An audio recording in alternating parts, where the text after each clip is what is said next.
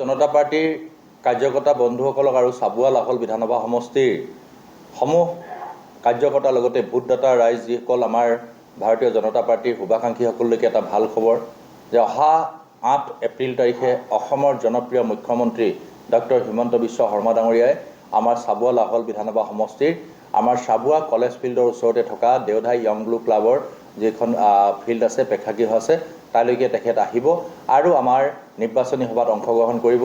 আমাৰ কেন্দ্ৰীয় মন্ত্ৰী জাহাজ বন্দৰ আৰু আয়ুষ ডিপাৰ্টমেণ্টৰ কেবিনেট মন্ত্ৰী সৰ্বানন্দ সোণোৱাল ডাঙৰীয়াই এইবাৰ প্ৰাৰ্থিত্ব লাভ কৰাৰ পিছৰে পৰা নমিনেশ্যনৰ দিনাখনো আমাৰ জনপ্ৰিয় মুখ্যমন্ত্ৰী ডক্টৰ হিমন্ত বিশ্ব শৰ্মা ডাঙৰীয়াই আমাৰ নমিনেশ্যনৰ সময়ত তেখেত আহিছিল আৰু তেখেতে পুনৰবাৰ চাবুৱা লাহল বিধানসভা সমষ্টিত ৮ তাৰিখে ৰাইজক সম্বোধন কৰিবৰ কাৰণে ৰাইজক আহ্বান জনাবৰ কাৰণে তেখেত আহিব।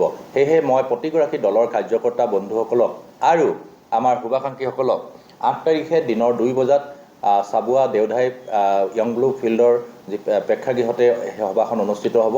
দলে বলে জাতি বৰ্ণ ধৰ্ম নিৰ্বিশেষে আহি সেই সভাখনত অংশগ্ৰহণ কৰি আমাৰ প্ৰাৰ্থী সৰ্বানন্দ সোণোৱাল ডাঙৰীয়াক যাতে আমি বিপুল সংখ্যক ভোটত এইবাৰ আমি পুনৰবাৰ সংসদলৈ পঠাব পাৰোঁ তাৰ লক্ষ্যৰে আমি এই সভাখনৰ কাৰণে সাফল্যমণ্ডিত কৰি তুলিবৰ কাৰণে প্ৰতিগৰাকী কৰ্মকৰ্তাৰ লগতে ৰাইজলৈকে আহ্বান জনাইছোঁ। লগে 10 তাৰিখৰ দিনৰ মাননীয় কেবিনেট মন্ত্ৰী তথা আমাৰ প্ৰাৰ্থী সৰ্বানন্দ সোণোৱাল ডাঙৰীয়াই তেখেতে আমাৰ চাবুৱা লাহল বিধানসভা সমষ্টিত 3খনকৈ সভাত অংশগ্ৰহণ কৰিব, ৰাইজৰ সম্বোধন কৰিব আৰু তাৰে প্ৰথমখন সভা হ'ব আমাৰ দিনৰ 10 বজাত আমাৰ কৰ্দৈবাম যিটো ৰমাই কৰ্দৈবাম প্ৰেক্ষাগৃহত সেই সভাখন অনুষ্ঠিত হ'ব।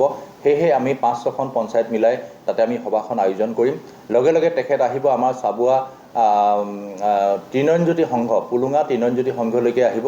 তাতে আমাৰ ডাঙৰ প্ৰেক্ষাগৃহ আছে, সেই প্ৰেক্ষাগৃহতে 6খন-7খন পঞ্চায়ত মিলাই তেখেতে আমাৰ দলৰ কাৰ্যকৰ্তা আৰু শুভাকাংক্ষী ৰাইজসকলক সম্বোধন কৰিব আমাৰ মাননীয় প্ৰাৰ্থী শ্ৰদ্ধাৰ সৰ্বানন্দ সোণোৱাল ডাঙৰীয়াই। লগে তেখেত জেৰাইগাঁও খৰুৱা পথাৰ এটা প্ৰেক্ষাগৃহলৈকে যাব। তাতো আমাৰ হাজাৰ কাৰ্যকৰ্তাৰ লগতে শুভাকাংক্ষী ৰাইজসকলে আমাৰ 5-6খন পঞ্চায়তৰ পৰা আহি তাত সমবেত হ'ব। আমি ভাৰতীয় জনতা পাৰ্টি অসম গণ পৰিষদ মিত্ৰজোঁটৰ আমি সকলো কাৰ্যকৰ্তা আৰু সকলো শুভাকাংক্ষী ৰাইজে আহি এই দুটা দিনত ৮ তাৰিখ আৰু 10 তাৰিখৰ দিনটোত সাফল্যমণ্ডিত কৰি তুলিবৰ কাৰণে প্ৰতিগৰাকী ৰাইজ আৰু মোক কাৰ্যকৰ্তা বন্ধুলৈকে আহ্বান জনালোঁ।